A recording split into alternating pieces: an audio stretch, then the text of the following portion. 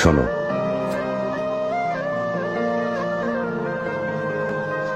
ঐশ্বর্যের চেয়ে দামি সম্পদ বুদ্ধিমত্তা, আর সবচেয়ে বড় দারিদ্র্য হচ্ছে মূর্খতা। নিরর্থক ভয় পাওয়া হচ্ছে সবচেয়ে বড় দুর্বলতা, আর সবচেয়ে অধিক মূল্যবান বিষয় হৃদয়বান হওয়া। শোনো, বোকার সাথে বন্ধুত্ব করতে যাবে না, সে তোমার উপকার করার চাইতে ক্ষতি করবে বেশি।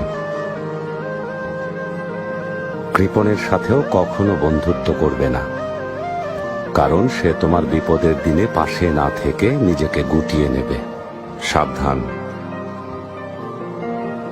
কোনো পরনিন্দাকারীকেও নিজের বন্ধু বানিও না, কারণ সে নিজের প্রয়োজনে তোমাকে ব্যবহার করবে।